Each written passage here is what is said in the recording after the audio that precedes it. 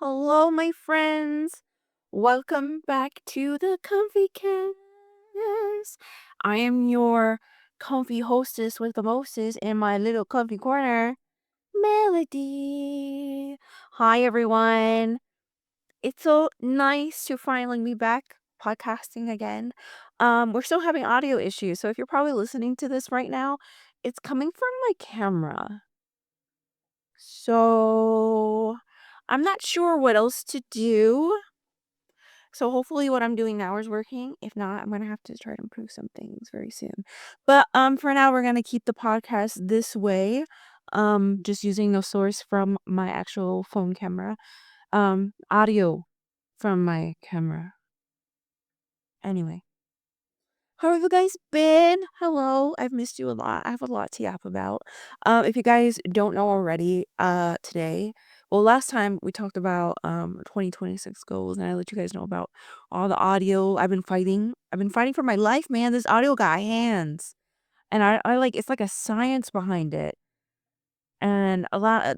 I'm getting like different reasons of it being my GPU, my blah blah blah, my this, my that, and I don't know anymore. I don't know. I tried to change the rates of everything. It's still not really working. So, yeah, I'm not really sure how to fix that. During stream, it's fine. I figured out a way for me to get fine per stream. But so far, for me, not so much, not so much. Um, anyway, we're gonna get a little bit of history of me. So welcome to your lovely marshmallow history lesson with Professor Melody. Doo doo doo. Where I'm gonna teach you all about my past. Where I not really teach you guys all, but kind of let you guys know what's up and why I am the way I am. I kind of wrote some key points, and I didn't realize how a lot of this kind of coincides with each other, especially with everything I'm going through now. Um, Quickie life update before we get down to the trauma. Um, Work is okay. Work is kind of steady. Car is gonna finally get taken in on Monday. It is now the end of the week. I don't remember what day it is, but yes, next week in the beginning of the week, I should be taking my car in finally, because I finally have consecutive days off. So hopefully I don't, you know, we don't lose too much there. Um, as far as weight loss goes, I don't know. I haven't weighed myself in a minute. I'm supposed to weigh myself today, but I completely forgot because I was open this morning. I don't know. Anywho, um, yeah, cat's been good. Stream has been good. If you guys don't know, I did start streaming again. I started streaming on March 17th, and it's been fun. It's been fun. I've been really dedicating a lot of my streams to Marvel. Um, Tuesdays are usually like horror story games or solo games. Sometimes I might do an art stream if I feel a little frisky. But other than that, it's been pretty cool, pretty chill. Marvel, we do community games usually on Thursdays, and then I play rankies every Sunday. So yeah, come by my stream and watch my shenanigans live if you haven't already. I know a bunch of you guys were watching these while I was away, and I appreciate you guys so so so much. Seeing all of my lovely cutie puffs faces again. If you guys don't know, my community, the followers are called cutie puffs. And then if you subscribe, you're a mellow puff. Ooh, you're still cute though, but you're like the highest one with cute because I adore you and you support me. And still, I don't know. I had to come up with different names. I'm not sure, but everyone's a cutie puff in my eyes, and I love you for that. Um, but yeah, I've been having fun again, and I've been enjoying streaming. I kind of approached it with a different outlook. Um, and I'm pretty excited for what is to come in the future. Again, I really want to be a Marvel Rivals content creator, so I'm doing my best to do that. I also have some two editors, awesome editors on my team now, so hopefully we're gonna get a good steam line going of everything we're doing. Um, but yeah, I realized a lot of things about myself, whether it's going through therapy, whether it's handling, every day, blah blah blah. Um, but yeah, I kind of, ah, what's crazy? I guess this is a good way to start. Um, accidentally found a lot of things from my past. Not like too far, like 6 years ago now. Um, while I was getting my notes ready, because I had my little childhood list here. I literally labeled childhood. Um, I was going through the recording, so I was trying to see if I can maybe record on my iPad via my interface and stuff, because I know there's like a weird way to do that. And I was like, oh my god, what is all this? And it was like from my house, and I started playing it, and it was mind blowing what it was. Um, but yeah, we're actually, you know what? I'm gonna leave that for that part of the story because that technically is in here. But I kind of got thrown in for a loop for like 10 minutes, just like kind of listening to it, and yeah. So stick around for that. It's kind of intense, but I I realize so much about myself now, and a lot of things I had to tolerate when growing up, even into my adulthood. Um, it hasn't been fun. It really has.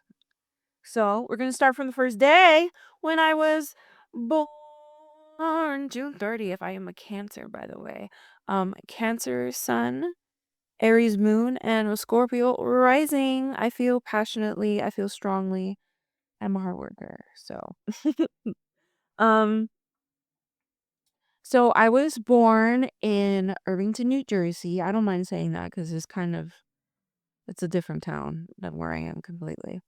Um, I was born in Irvington, New Jersey. I was born very pale, as you guys can see. I'm very translucent. My joke is I turn translucent in the winter.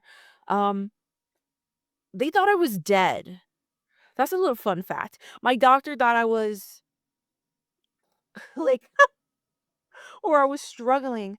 But man, when I popped right out, cleared my lungs, I screamed like a freaking oh, oh, oh, like I was fine. I was fine. And what's really funny is that my dad wanted to record my birth process. Um, but he was a silly little goober, and that's where I probably get it from. So if you guys don't know, back in the 90s, yes, I was born, I'm a 90s baby. Um, they had like camcorders and stuff like that. So my dad had this really big camcorder, and he was recording like the process, up until the actual birth. Um, my dad put the camera on the chair. I think it was a good angle until like the bed my room renter was on, like it started. So all you see is my dad's legs. All you see is my dad's legs, and that the doctor called me like a white pale princess or something like that. I don't remember. I remember, but they really thought I was dead because of how pale I was. I came out of the womb pale. Okay. Um, I think it was really funny because my joke is that I am this pale because my womb renter um ate a lot of cheesecake when she was pregnant with me. And that's why I look like this. Even though my dad is so melanated, I'm so upset I didn't get any of it. I can't really turn darker in the sun. My whenever I try to get a new foundation shade, man, I always go to this top one and it usually works. It usually works. Sometimes it might be a little too peachy, so I have to color correct it, but like tone wise, I guess you can say it's light enough. So like right now I'm wearing a different foundation and I'm trying it out and it doesn't look bad. I think it made me a little darker. I won't lie to you. I think it might be a little too dark. Even though it's the lightest shade that they have in the line, it might be a little too dark. But That is okie dokie. That is fine. Um, Everything was fine after that. I had a pretty decent childhood. Not really. Okay, I should say my first couple months. Everything was okay for the most part. Um, and unfortunately, my dad passed away when I was 8 months old. Um, some people say it was an accident. I don't really know anymore. Um, my dad used to work various jobs to try to support his family. Like he would work in the middle of the night if he had to. And there was a one job he had where he worked at a hospital and that someone gave him pills that they shouldn't have given him to help him sleep. So they dismissed it all as an accident. Um, well, the first thing said unknown. Like the death certificate said unknown, and then they changed it a couple months later to accidental. But I'm never gonna know. I'm just gonna have to accept that as is, I guess. It was very unfortunate. As far as the story goes, um, he had come home and he went to lay down. It was like obviously morning time, breakfast time. By the time he came back, and um, my room renter went downstairs, or should I say my room landlord. The other word is I'm technically talking about my mother, but she's not really my mother. I stopped seeing her as that for a while. I just inhabited her womb for a little bit. That's really it. Um, think how you want about that. I have my personal stories, which we will also get into. Um, but she had found him on their bed, laying face down, and he usually doesn't sleep laying face down. So it was very unfortunate. He was still alive at that point, and then they had called the ambulance and they drove him all the way. And then unfortunately he passed away on the way there. Um, Again, it was ruled as accidental. I don't know why, but yeah, it was very sad for my family at the time. Um, with the money that she had gotten from the passing, they were able to move into a bigger house. There was a lot of people in my family. I think there was 7 or 8 people at the time, so we needed a big house. A lot of them were adults.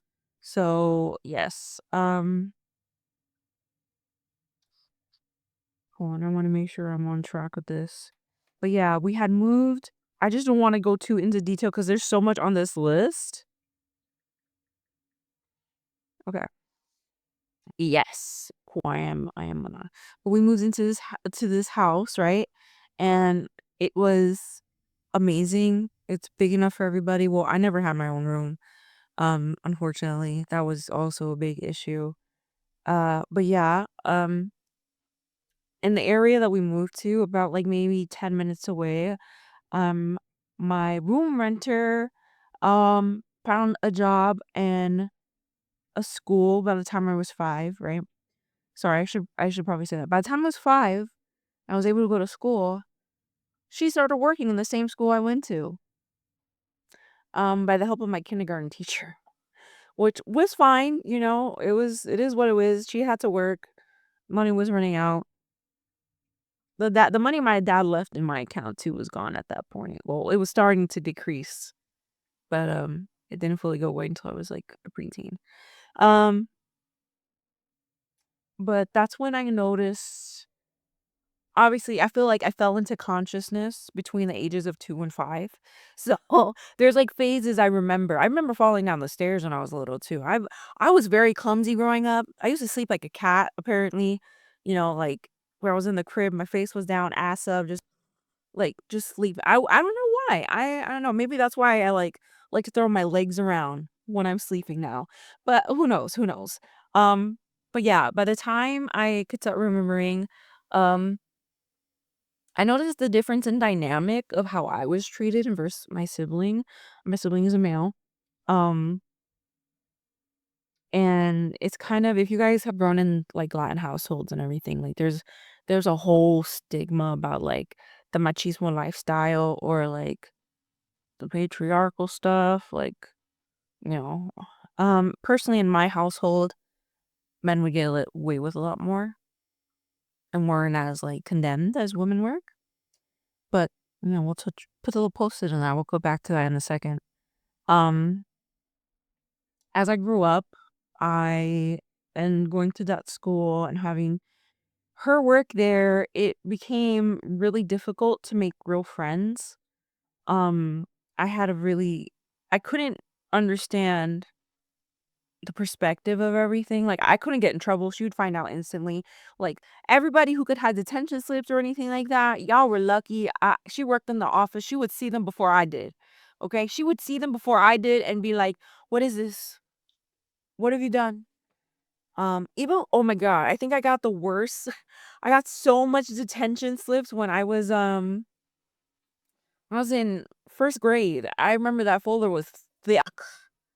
The folder was thick. And it'd be for stupid things. Stupid, stupid, stupid things. One time I was just talking to like an older kid or whatever. I don't remember. I just remember like going like this over my folder all the time. I was just goofy. I was a goofy child. I didn't have a good attention span, okay? Look, I'm glad I wasn't I'm glad I didn't pee in my pants when I was younger. That's the only thing. That's the one thing I was mortified of doing. Like in the classroom. Luckily that never happened to me, but um I really like after, once I hit second grade, I really tried to do my best in school. Um Man, I even have memories from second grade, bro.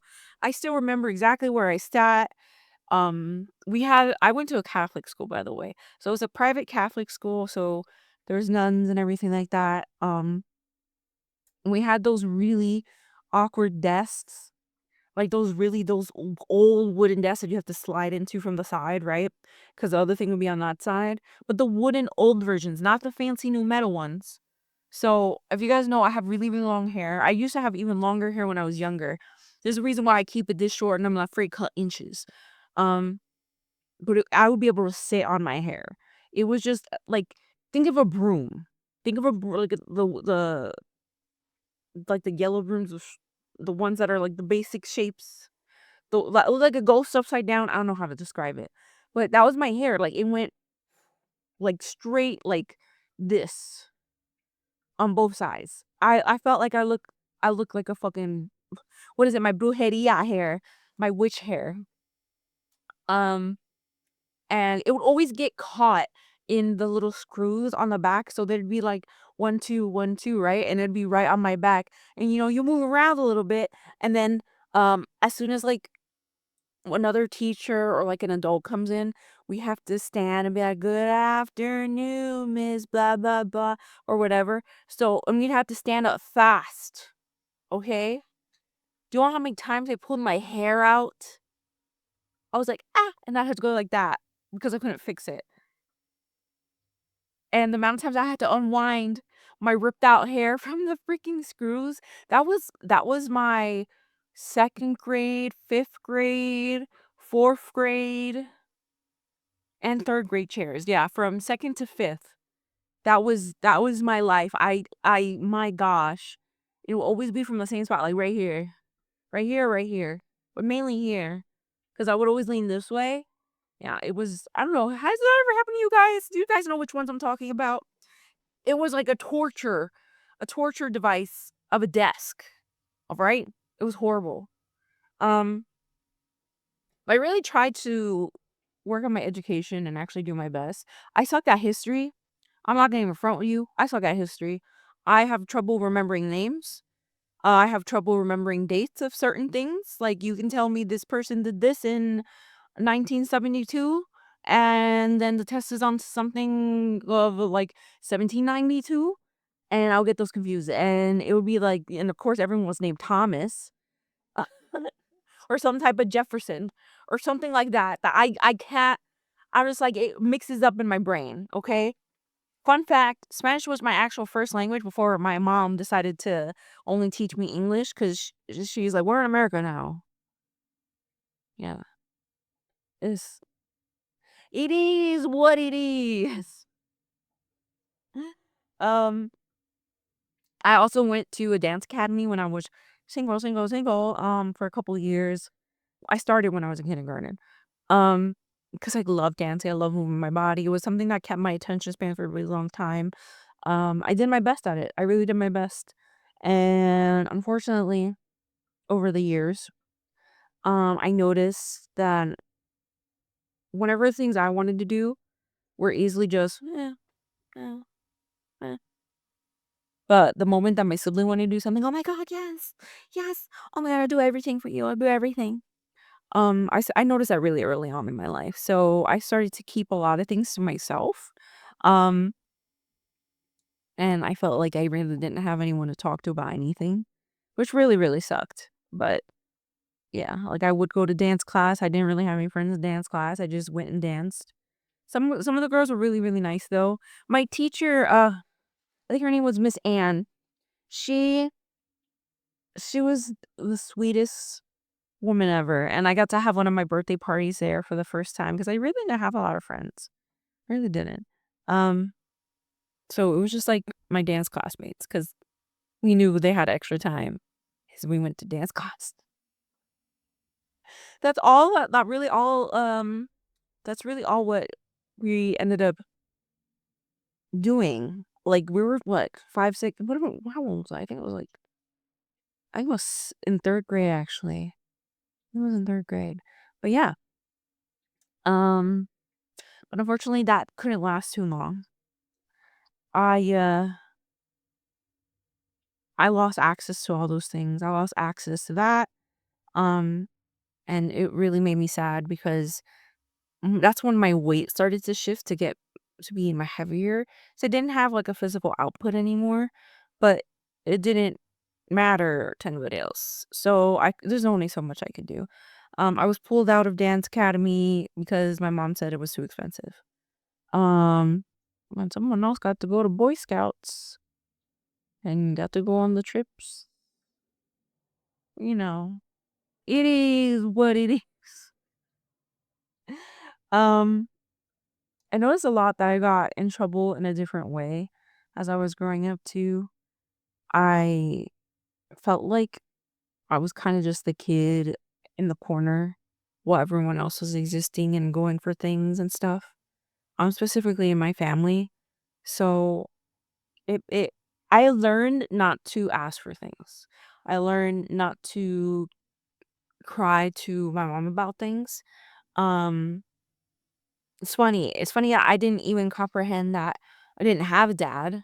I for a long time I thought he was um away. Like, like the army dads or like the dads with the fancy jobs. Like I I thought I just had a dad somewhere else. But then one day my mom talked to me or my room renter. At the time I obviously see her as my mom.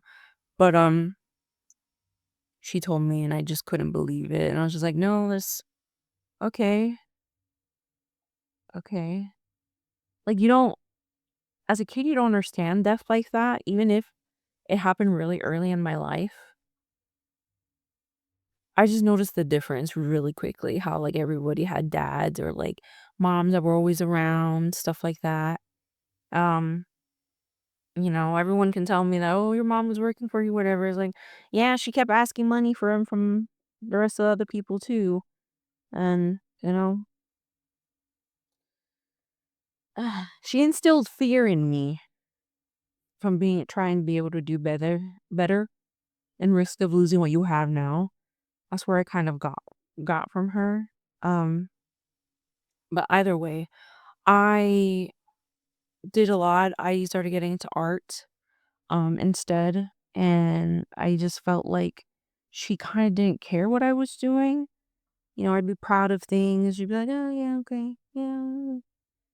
But then my sibling, it would just be so different. Like, "Oh my God, no, he doesn't do much. Like, this is amazing. Yes, you can do that. Yes, this looks so good. This is fantastic." And I'm just like, Okay, I guess I'm just gonna do myself. I'm just gonna blame on myself. Um, so it was ingrained in me not to ask for help, not to look for things, even people that tell me I can trust them, that will protect me. It just never worked out. It just never worked out. Um, then my life changed.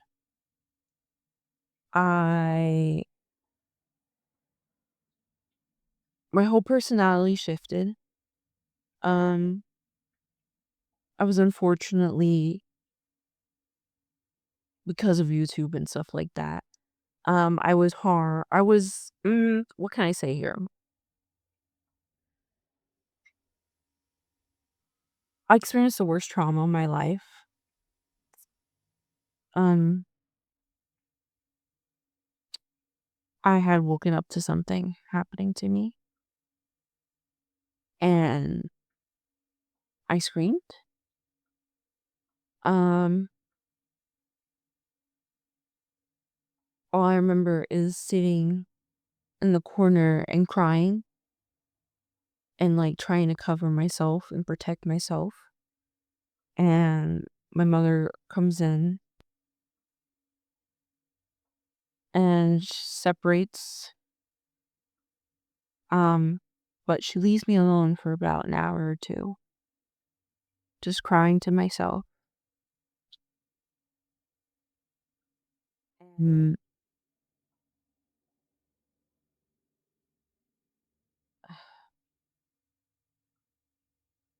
that was the day I realized I had no one. And when she came back, she told me, well, because she came back and she told me, don't tell anybody.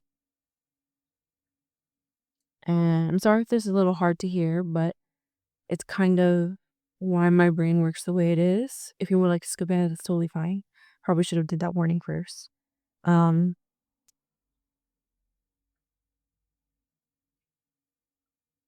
that's when my nightmares also began. I used to dream about this monster. It's covered in hair and stunk and would always smother me. And I felt like I couldn't breathe. Um, it happened for years, like on and off for years. It wasn't like every day I had it. It was just random. Usually after a hard day or if I'm struggling with something. And, after that point, I started going to child therapy, like group therapy. And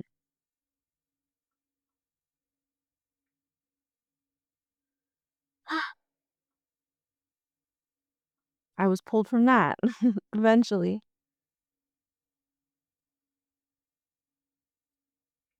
I didn't realize how much I was being trained to be quiet about things that happened to me. Um, the outgoing young little girl suddenly became the one who hid in her room every time someone came over.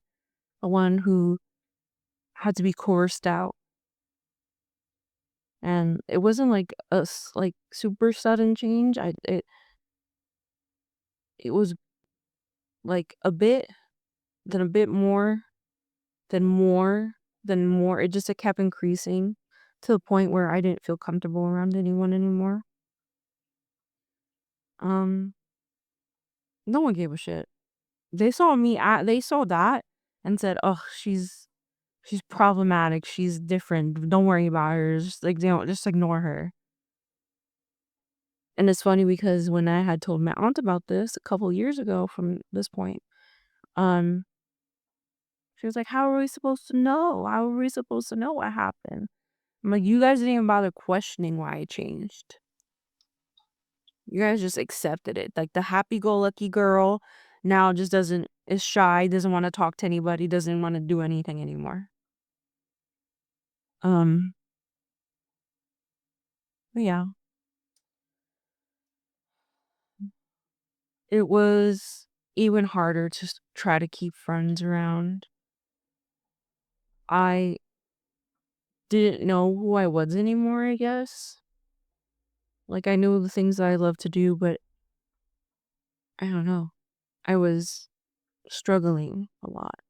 This is when I started going on the internet. I was on things like DeviantArt. There's another art thing that I was in. I forgot what it was. Um, it was like a whole other website.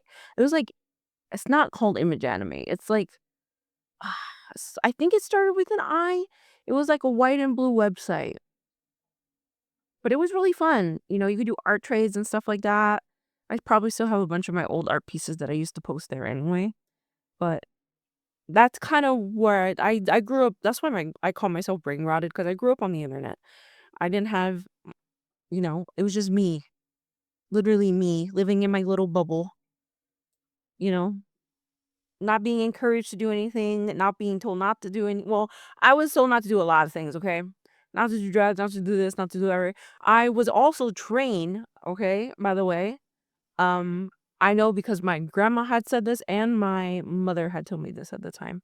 Um, friends are a penny in a pocket. They don't mean anything. Mm. Family's forever. Family's forever. Boy, did I freaking learn otherwise. Boy, did I learn otherwise.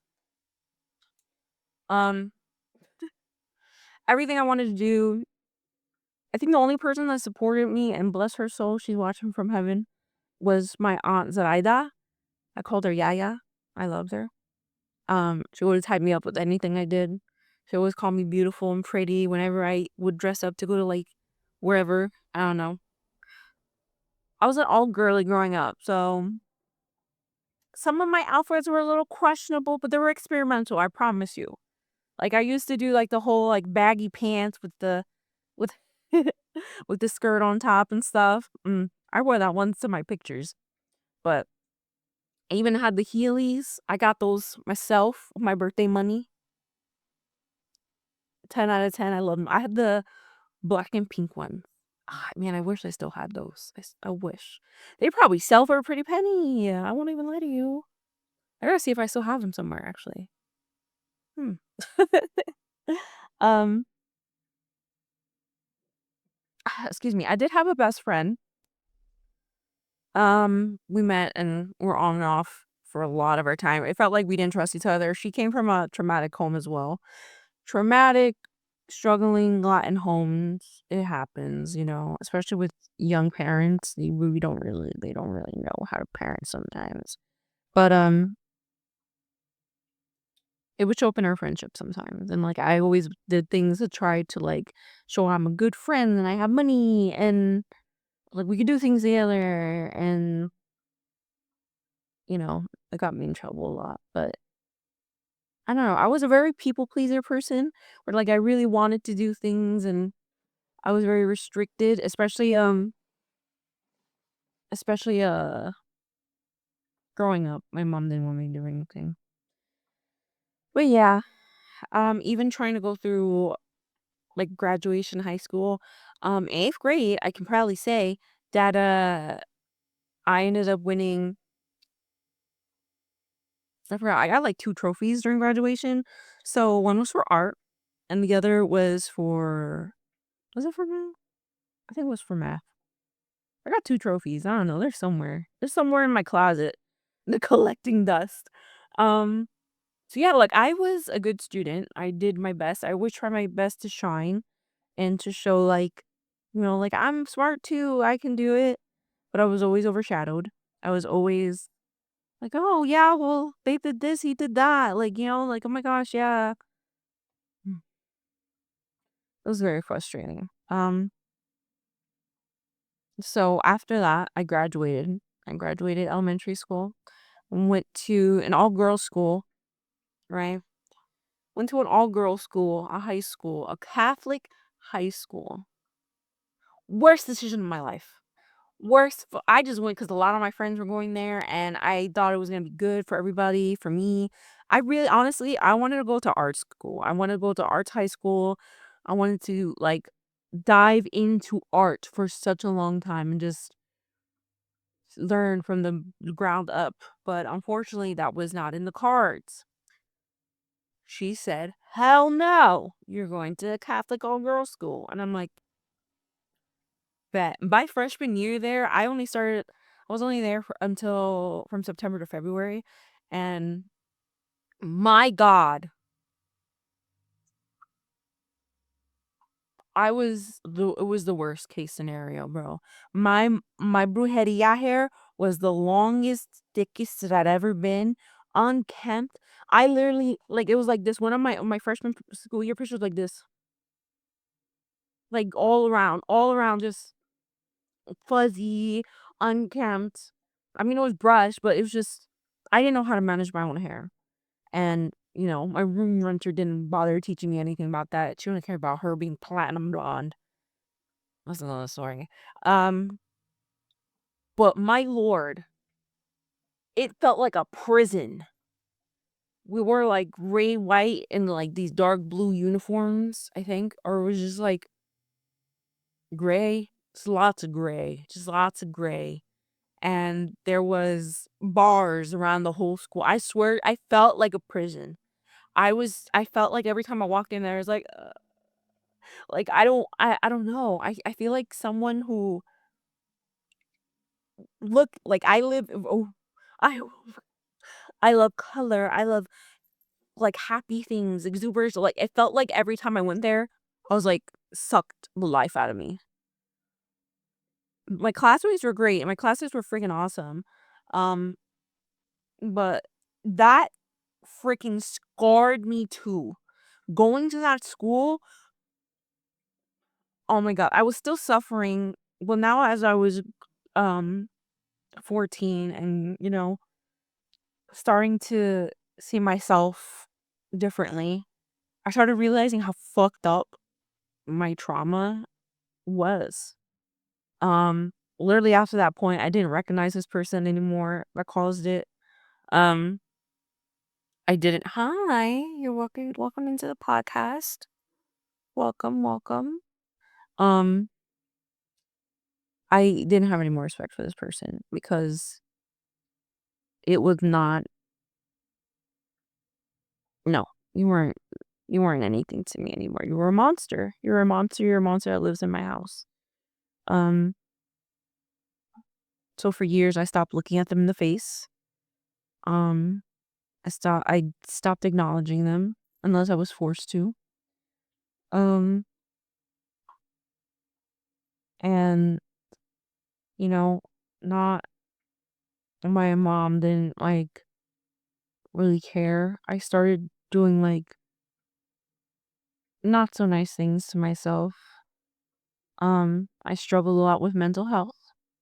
My anxiety was through the roof. I have severe what is it now? Severe I have the case of the sad, by the way. This is what I call it. I have a severe anxiety disorder now that I've actually been written off to have. um it was the worst at the time. I was unmedicated obviously because I didn't know what anxiety was. I just knew like I didn't feel safe. I didn't feel happy. I felt like the kid that got sent away to boot camp because it wasn't my choice. It was not my choice. I just did whatever I was told to do because I wanted to be loved. I wanted to be appreciated. I wanted to be like, yes, Melody, you're amazing. I love you. You're my daughter. Blah blah blah. I never really got that. Um, that's when it really set in that my emotions were gonna constantly be a target. My stress got to the point where it was physically affecting me. The lining of my stomach was inflamed constantly. I would be sick. I would throw up. Um, I would just be in so much pain all the time, all the time. That even happened towards my last couple years of elementary school. But freshman year, it hit like a brick, man. It hit like a brick. And I just remember one day, like, I was sick for a while, and I came back and I had to take a test that I was not ready for, and I was freaking out mentally.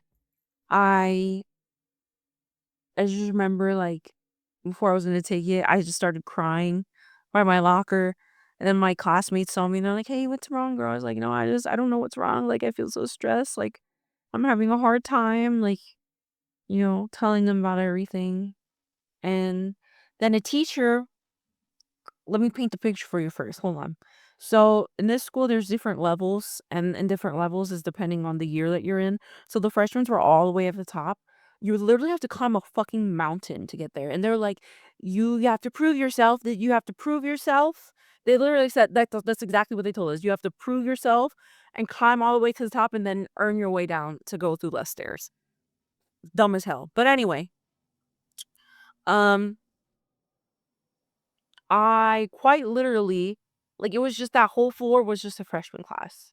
It was just 4 to 5 different, uh, female teachers, um, which they all taught in different rooms. Like, we would just go into different rooms during whatever period we were in, and then they would meet us there, whatever.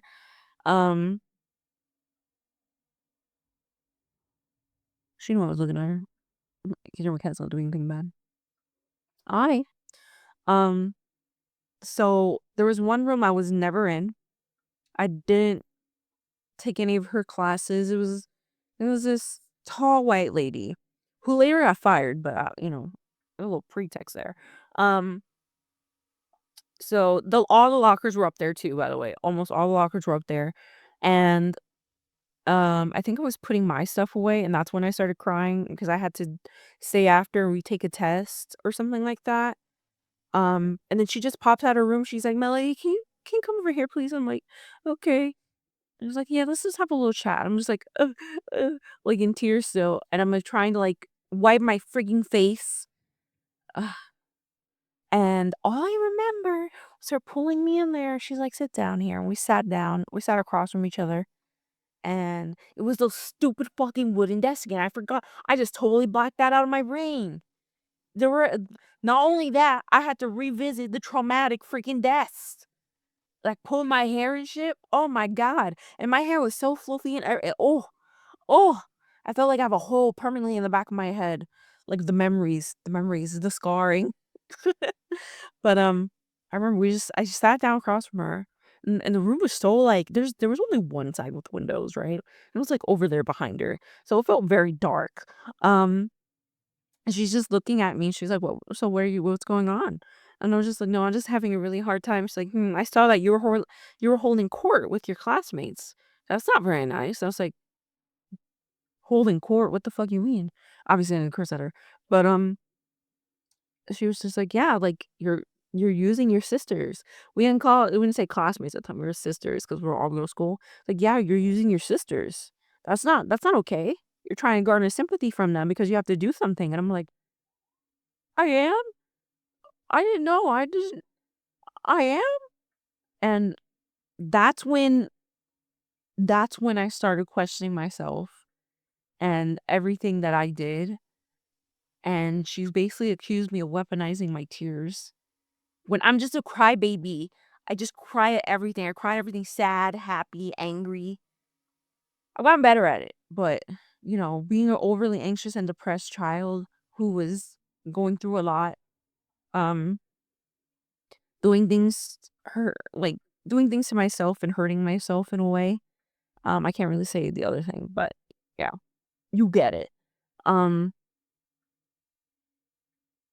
just listening to her blame me, and I was just like, "I'm sorry, I didn't, I didn't mean to, I didn't." And she never even taught me, bro. Like, again, I never had, like, a class in her room. I never really engaged in her. She just pulled me aside as if she knows me so well and accused me. She's like, "You're weaponizing your emotions. You're using your sisters. You're using your sisters." That changed.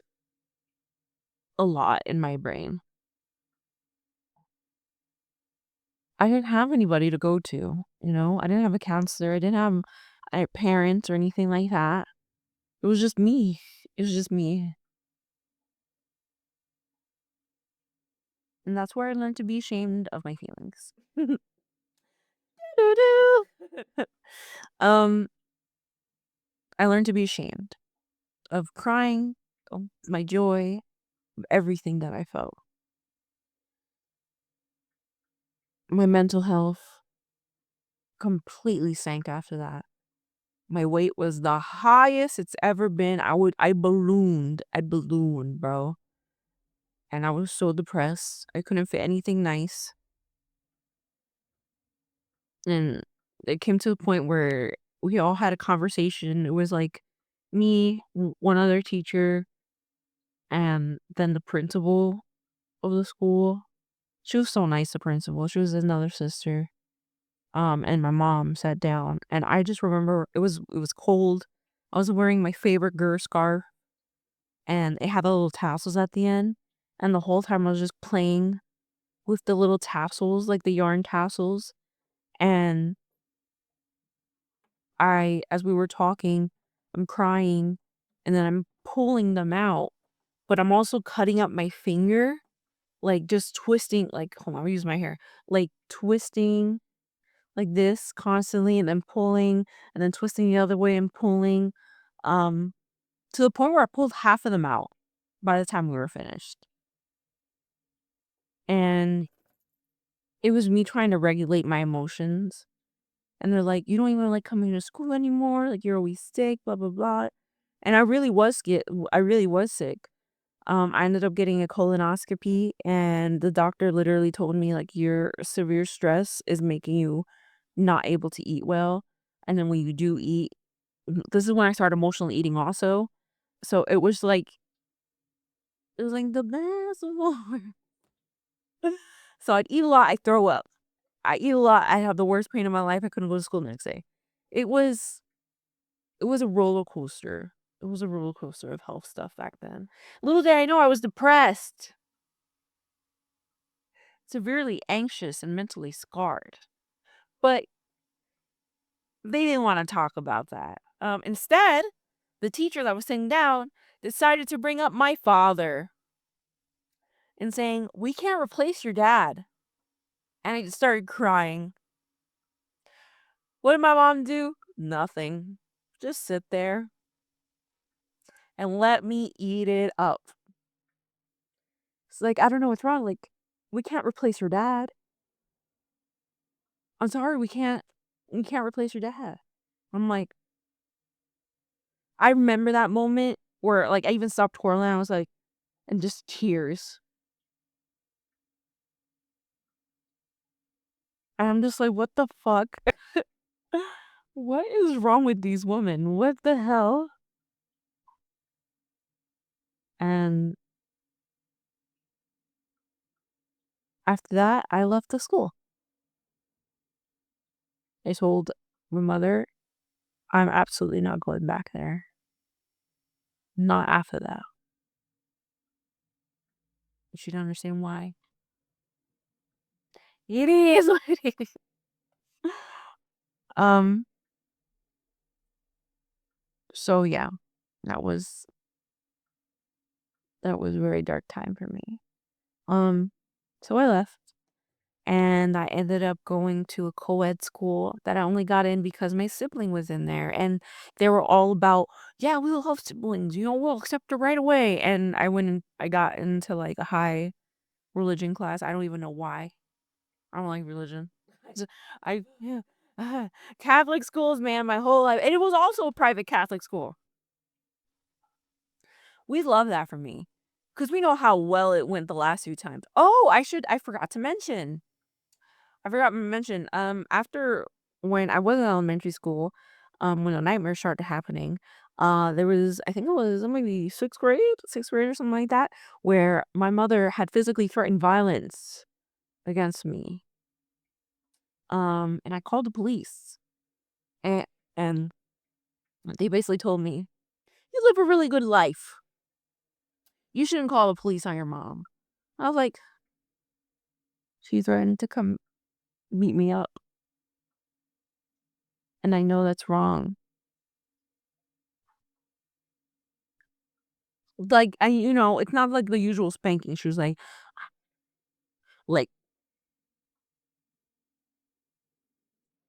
mm, mm. Yeah, I keep getting told everything is fine. I should be grateful. I should be grateful, especially after she told me to stop telling people about my trauma, to never tell anybody. But yeah, I should be so grateful. I should be so grateful. I should have just opened my mouth at that time, but I didn't. I didn't because I was like, I love my mom. She would never do anything wrong to me. She already had. Regardless. Anyway, anyway, anyway. um, and what's funny is that because she worked at my school at the time, she decided to tell my principal. And then my principal decided to embarrass me in front of my whole class, telling them what I did. My mom was okay with that. So yeah, I learned to keep quiet. I learned never to ask for help from anybody. I can't believe I forgot that part. I even have it in my notes here, but I forgot. Anyway, fast forward again back to high school. Um, it just sucked because I had to now the place I went to freedom for to be away from my abuser, now I had to deal with every day. Suddenly became a different space, but still a prison because I was forced to go to the same location every time. Um, that school was insane, by the way. Ran fully by white people. I'm just gonna say it right now, Catholic white people. And I remember it was very difficult for me to transition in. I ended up having to do a summer course because I didn't have enough credits to graduate or to move from freshman to sophomore, which was fine. It was understandable. It is what it was. Um, but this school was better overall versus my other school. It was just unfortunate I had to go with my abuser. But yeah. I ended up dyeing my hair red for the first time, and it was like a cute cherry red. But then I had to tone it down. Obviously, I went to like a burgundy red, whatever. Um, but what's crazy is that I came to school.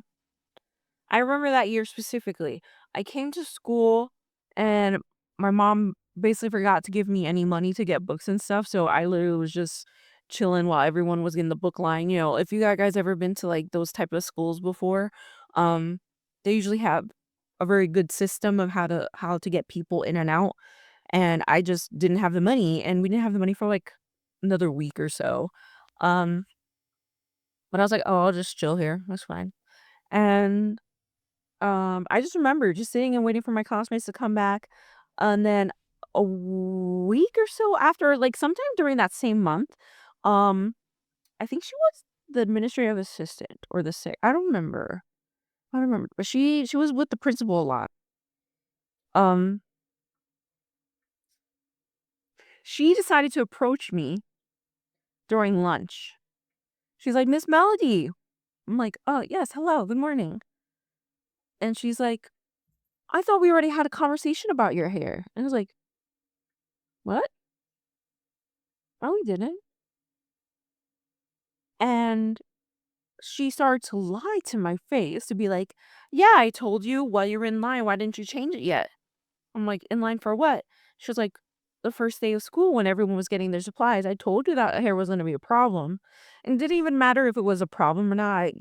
It's fine. I dye my hair like, even now, I dye my hair a lot. It wouldn't have been a big issue." Um, but she lied to me to try to make me feel bad. She's like, "Yeah, that's not adhering to guidelines. I already told you that. You have to change it."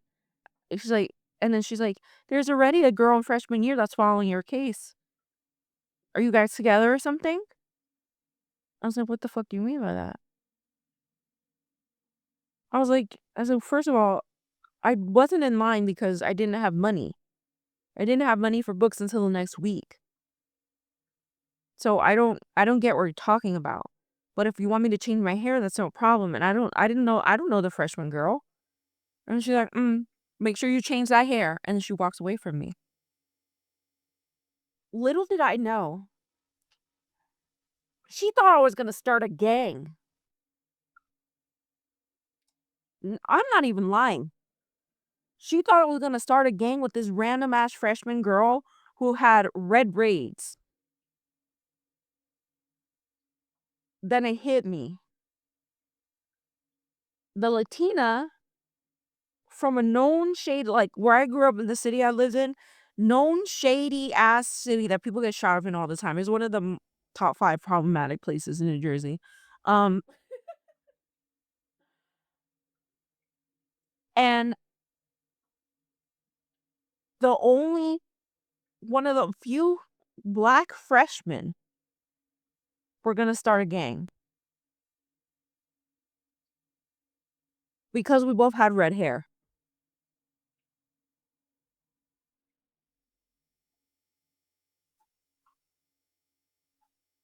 Bro, I'm not even allowed outside. I'm not even allowed outside. What do you mean? I can't go outside by myself. What gang am I starting? The redheads? I was so confused. I was like, you don't have to like tell me that I don't know this girl. She literally asked me, she's like, you know her? You and your friend. You know, she's like, you and your friend in freshman year. I'm like,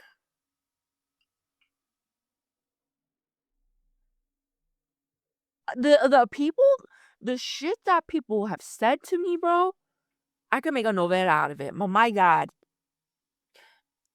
She wanted to make me feel so guilty.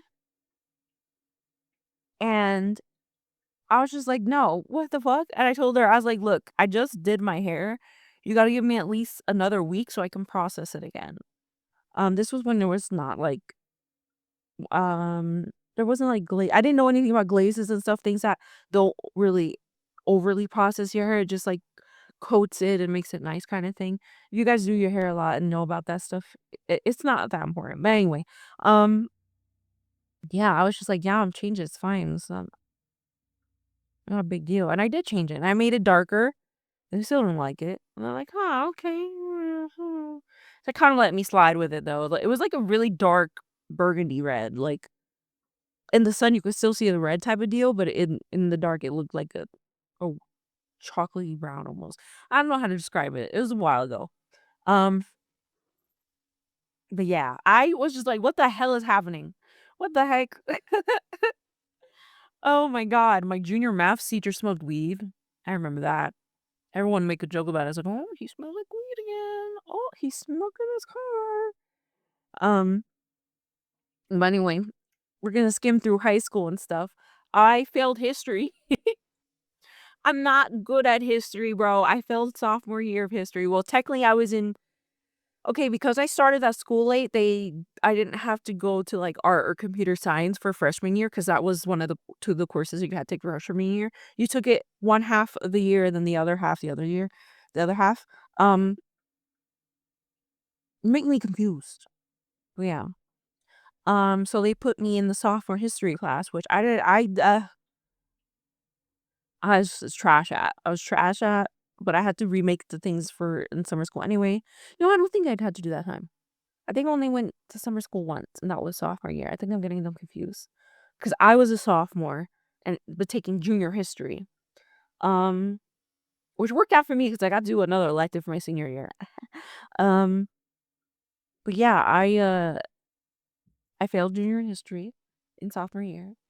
And but I aced it. I aced summer school with it. It's just boring. It's just boring. Like I love learning about the really big things, especially when it calls for like racial issues, human rights, like women's, everyone's rights. I love learning about that. It's just like inventions and stuff like that. I'm like, well, no, I actually liked inventions, but it was like proclamations, all that other stuff, all of the wars and stuff. I'm just like, why do I care about men fighting? They're all just assholes. No, I'm playing. History is very important, so we don't repeat it. I'm just very bad, again, with names and dates. It's just I need to learn it like 50 times for it hits my head. Even when I meet people for the first time, I have to hear other people calling their name before it fucking sticks in my brain.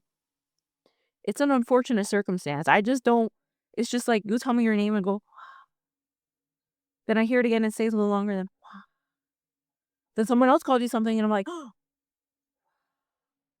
and then maybe the next 2 times, I'll finally remember. It's not that I don't care to remember, I just have such a weird flick of a short term that I instantly forget. Like, there's the feeling of when you have to go to another room to get something, and you step into that room, and you're like, "Why the fuck am I here?" Like, that was me. That was me. That's how I feel about names, and it sucks. It sucks, it sucks. I try my best. I've gotten better, but it was so bad at the time. It was so, so bad. Um, but yeah, I did my best, I tried my hardest with everything. What are you doing? Monster. Um, I tried my best with my education. I didn't do too bad. Didn't too bad. Besides, ooh, careful. I almost ate it. Um, I didn't do too bad. SATs wasn't too bad after all. But unfortunately, well, we spent oh no. We spent there was like a month of just pre-SAT work that we were all doing in junior year. So we would take the SAT once and then we would study like crazy for a month or two and then we would take the SATs again. Um my mom lied to me saying that she signed me up again the second time, but all she did was take my first ticket or my first like result thingy and give it to me. And when I showed up, they were like, "You're not registered." I'm like, "What do you mean I'm not registered?" She's like, "This is the old one that we need the new ticket." And I'm like, and I basically call my mom. I'm just like, Where's the other ticket?" She's like, "That's all I got in the mail." I'm like, "Did you actively register me?" She's like, I thought I didn't have to." I'm like, so basically all those days of studying for the PSA or the SATs, um, was for nothing. So I sat with the lower score because I know I would have aced it better because obviously you couldn't study before. This is why they did it the second time. It was like a weird thing. But it was helpful. It was really helpful. I just I just remember her having to come pick me up again, and I'm just sitting in the car like, "Why? You did it for your other child who's older than me. Why?" Didn't say anything to me. They're like, "You'll be fine." Never apologized for it. I felt like just the forgotten child, the one that she didn't really care about. Um, my senior year was even worse. I had a really shitty prom. I had a gorgeous orange dress, but it was not worth it because my friends all abandoned me for their boyfriend. Um, and they promised me they wouldn't. Aha! I felt so alone, but I was the girl in the bathroom crying. How cringy is that? I was the girl in the bathroom crying, and my friend Judy, if you're out there somehow listening to this, I hope you're doing well. You taught me it was okay to call shit out. You taught me it was fine being myself. You were one of the first few people. I'm gonna start crying. Judy's so sweet. Judy, you're such a smart girl. I hope you're doing excellent. But besides that, the rest of my senior was ass. Like the fancy rings you get like for senior year. I know my school had it. Some of your schools may have not have had it. Um, she didn't get me one, but she got my sibling one. She was like, "No, it's too expensive. I can't afford it. You don't need that." A lot of things for my senior year, she started refusing to pay for. Even my education. I had to miss an entire month of my senior year because she didn't pay the bill. I was literally and I was the only one that ever happened to where she would pay for the sibling and let the sibling go and, like, do all the things they wanted to. Me, "Oh, I don't have it right now. We don't need that. You don't need that. It's fine." She didn't pay for my prom dress. My aunt did. I had to beg my aunt to, "Please, please, I wanna have a pretty prom dress. Please, please." I still have that dress somewhere in a bag, and it's so beautiful. I wanna try to wear it again one day because it's so, so pretty. Um, but yeah, it was it was really hard. It was hard seeing her be able to do all these things for my sibling and want to, like, encourage more, and then for me, it was always a wall every time, a wall in the ceiling until she crammed me into the corner, you know? I'm not saying that, like, it was just mainly, like, those important things that I cared about being belonging to or, like, feeling connected to people because that my whole life I felt connected to nobody, and I just wanted to feel connections with people. Um, it was hard, man. I still struggle connecting with people, man. I have a very, very hard time. It takes me a long time to trust people. It really does. It really, really, really does. But yeah. It's that's when it really settled with me. I was like, "Damn, like, this is the reality." I'm just kinda pushed to the side. And, it was even to the point where, like, after she did that with my SATs and stuff, I kind of just gave up on going to college. Everyone was applying and planning and doing all these things and getting recommendation letters, and me, I was just like, "Ah, it's not for me. I'm not smart enough to go."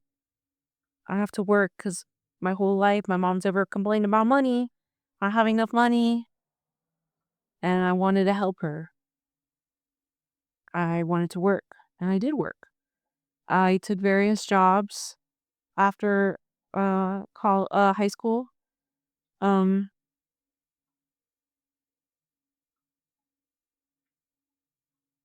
and I wish I just chose myself.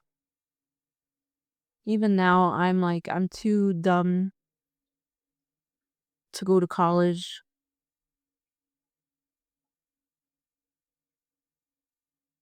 It it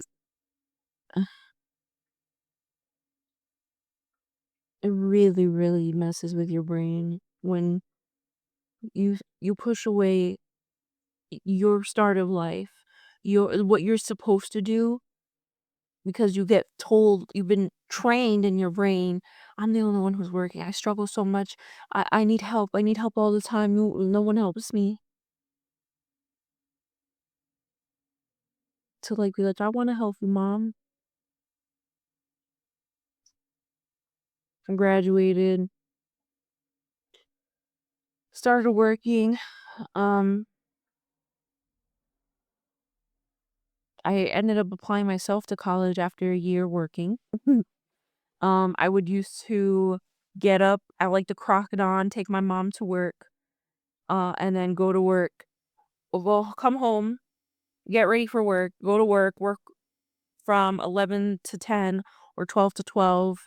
Really depended on the day. I worked in the food industry, so if you guys know, you guys know. Um, I literally had to get her to work at 8 a.m. I didn't have to start working until 12, but oh my God, how long I had to be awake for killed me.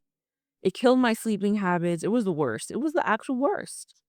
Um, yeah, I did that for a long time. I really did. What you doing? Um,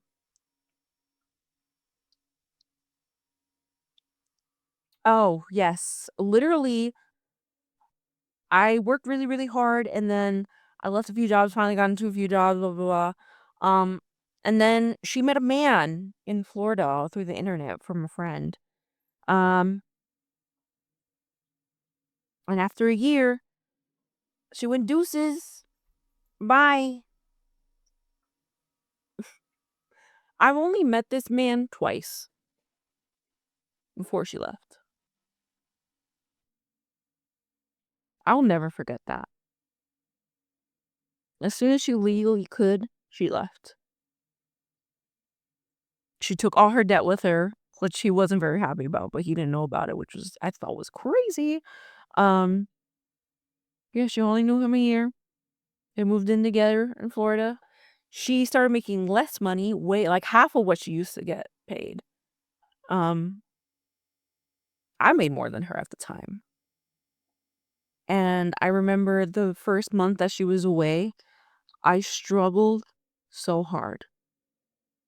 I struggled mentally, I struggled physically. Every structure that I did, everything that I sacrificed for her, like suddenly now I have to pick up all the pieces again and figure it out myself while also having to pay for my own food, having to pay for all these bills right off the bat. And I also had to pay for the car that I was using, which I ended up not having for a long time because I got into a weather related accident where I was driving to work over this icy bridge and then I literally rotated. I was in a tiny little car with no weight at all, right? You could like push it. You would like and it would fucking flip over. Little tiny Toyota Corolla. And it just spun out. I wasn't even going that fast. The bridge was just overly iced. They didn't salt the bridge that day. And I ended up almost flying off the bridge if it wasn't for a car that had came, like a Jeep that came this way. I only popped this tire. My car was fucked. And I still went to work after that, even after having a concussion. Don't really love that for me. Because I couldn't afford not to. I could not afford not to go to work.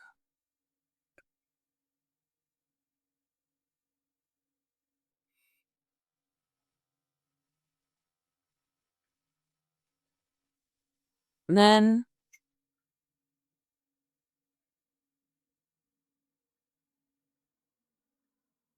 which sucked too, because I was also doing some music and I had to quit that. I was paying for it myself. That's when I was actually recording in the studio where Fetty Wap recorded. Um, Damn, it's like now I'm remembering all these things. I'm like, fuck, man.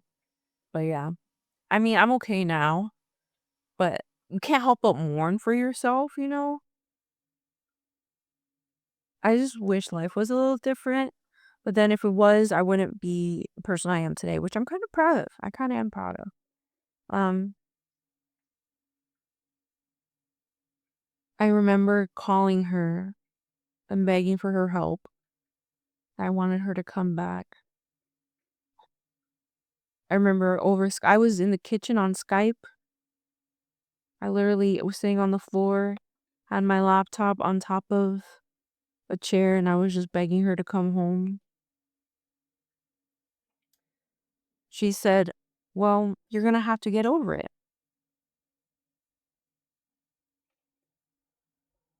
Okay. After that,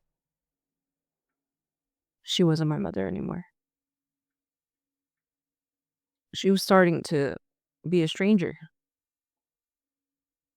Um,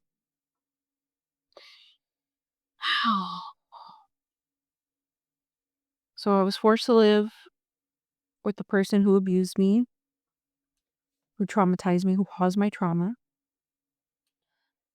for 6 months until I was kicked out. I was kicked out of my own home and wait,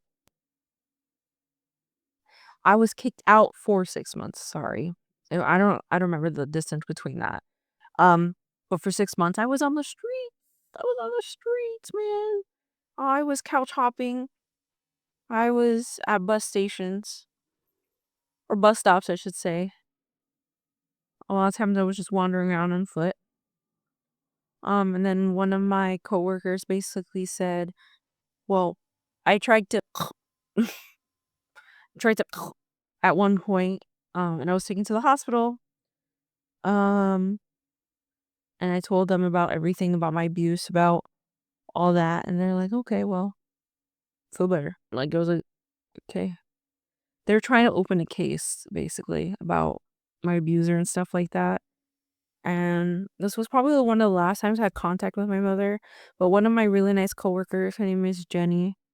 Jenny was the sweetest person living in an unfortunate situation as well. But she took me in, and unfortunately, it was not a good situation for either of us, But I saw her take abuse from someone she didn't deserve.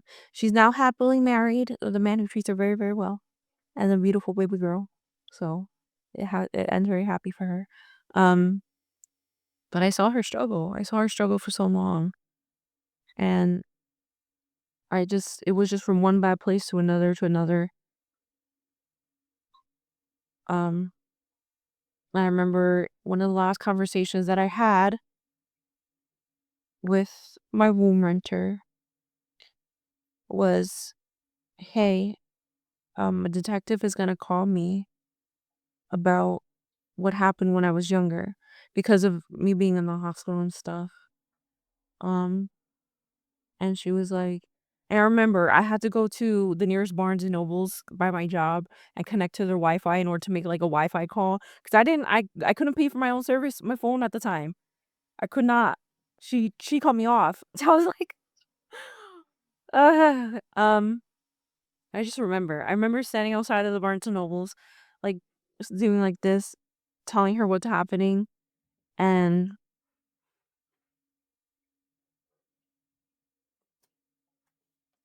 sorry, my cat scratching thing. I was like, "How are you doing?" Um,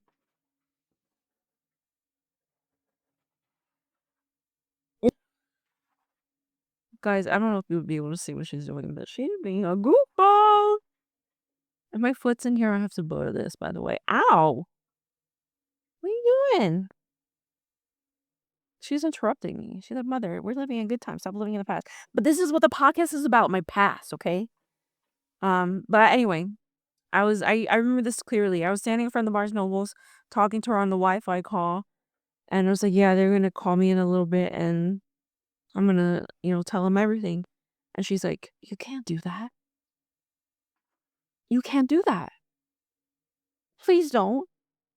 They'll put me in jail. They'll put him in jail. You can't do that. You can't. Please don't do that." And I was like, "What?" So you have to tell them to never mind. You can't do that. You can't do this to me. I'm your mother. Please reconsider. Please don't do it." And I was like, "What are you, what?" I was like, "But mom, I need help." And she's like, "Yeah, you'll be fine. You have me. I'll call you every day." This was the last time I talked to her, by the way. She never called me ever. And every time I tried to call her, it would just go to voicemail. But that same day, I was like, I remember they were gonna call me, or I had to go inside and call the detective back. Um, and I was just like, "Okay, um, I'll let you know." It's like, "Please, just don't, okay? I love you so much. Don't do this to me. Don't do this to us." And I would just go inside the Barnes& and Nobles. I sit by the little cafe. I order my little chai, and because I needed something comforting, and I just wanted to sit there. And and I ended up calling the detective back, and um, she's like, "Yeah, so what direction would you like to take this?" I was like, "I don't know. My mom doesn't want me to do this." And she's like, "Your mom doesn't want you to do this?" I was like, "No, she says not to." She's like, "Melody, do you want to continue pressing charges or no?"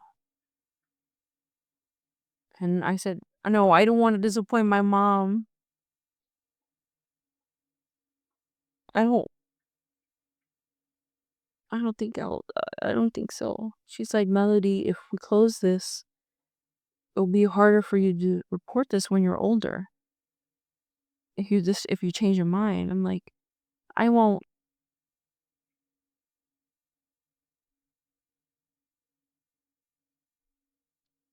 I regret it. That was the last thing I ever did for my mom. Even when,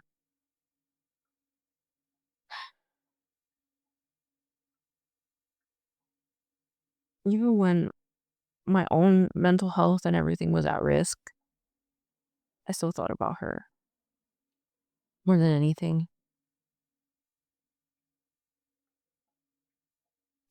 I remember when I was homeless and living with my coworker, they were threatening to call police, threatening to scare me, and it eventually worked. Or scared me going back to my original home. They're like, we won't do it again. You have to behave. You have to do better. Blah blah blah blah blah. I'm not sure she ended up telling them about the police thing. Probably not, because she wanted to keep it all down low. Um, but I ended up going back after a while, and I it was not long after that where I started working two jobs again. Um, and then I ended up meeting my very abusive ex. At one of my old jobs that I reapplied to and wanted to go back to. Um, that was the whole start to something worse, which is what I was referring to in the beginning. Um, I basically found a bunch of recordings of them or him threatening me. Um, I have so many, and I remember when I had to start doing that to protect myself. That was 5 years of abuse right after that. Literally right after that is when I met him, and 5 straight years of abuse. Yeah. But then we got to my 20s and stuff. But yeah, I was mainly talking about my childhood now. That's kind of what it is. uh that I hope that kind of gives you guys a little bit more perspective on myself. I am a pretty open book with a lot of things. Was I a perfect child? Absolutely not. Did I deserve the things that I got because of how I was as a child? Absolutely not. I was taught if I stepped out of line, I would be shamed. If I brought up concerns, I would be shamed. Um, which is why I have a really hard time speaking out on things. I mean, I've gotten a lot better over the years, but 100% was not okay. Well, I was not okie dokie. I I suffered a lot of trauma, and it still follows me now into my adulthood. Um, I fully don't recognize anyone in my family at this current point. Um, because of everything else that followed after, and these as I grew older and started calling them out on their shit because I realized, hey, fuck you, you can't fucking control me anymore, uh, and that kind of stuff. So yeah, I hope it wasn't too sad. There was some joyous times in there, but oh god, I never even got to mention the Weight Watchers thing when my mom used to take me to Weight Watchers with her. There's a lot that I probably blacked out and forgot. But yeah, my mom used to take me to Weight Watchers with her too. I used to help her count the little points and also keep track for myself. I wonder why I have weight issues and like issues with my brain. But we're working on it. I would like to like proudly tell you guys, as much as no one really deserves to go through any of the trauma. Um, I have grown really well from it. I got a good support system. I got a great therapist, a great psychiatrist now. Um, I have really awesome friends. My coworkers care a lot about me. Like I've met really, really good people and sorry. Um, and honestly, my lovely community. Thank you guys for helping me understand it's okay to be myself. That even with my big old feelings and my big old heart, um, even though they might not make sense to people, that it's okay. Thank you for appreciating who I am and encouraging me every day. I really don't know where I would be without you guys. So even if anyone is hearing this now and has been through something similar or what have you, just know the right people will come around. Even when you feel like you really don't believe there's anyone out there for you, there's people, there's people who are your true chosen family and will love you and will appreciate the light that you bring, even when you were ashamed of all the colors it brought to the world. Don't be upset if you're a beautiful waterfall and all they have to offer you is a little teacup to fit in. You're just not meant for them. You're not. It's not meant to be. I'm so grateful. I'm so grateful. I'm still healing and I'm still trying to improve as a person. And the growth is never gonna stop. But yeah, like if you've gone through trauma, um, give yourself a break. It takes time to heal. What is it? Rome wasn't built in a day, neither was your trauma. So just keep doing your best and surround yourself with positivity. Keep yourself accountable and keep smiling. Uh, I think that's it for today, you guys. I'm gonna have to go wipe my face. But thank you guys for watching. I hope this wasn't too crazy or too intense. Next week we're gonna talk about some more fun stories. I promise we'll get back into that. Ugh. Eventually we'll have a series of the exes, but and I'll probably go through a couple of these recordings as well to kind of show the aspect of everything. It's gonna be like a DV related thing. Also, I'm gonna try to link some awesome sources for that. But that's gonna be later. We want to have where I want to go back to happy fun go lucky time, right? But yeah, remember you are special, you are kind, and you are important. You are one of a kind, and don't let anyone ever tell you otherwise. Okay, I love you guys. I'll see you next week. Bye bye. Bye. Bye bye. Mwah, mwah, mwah. Bye bye.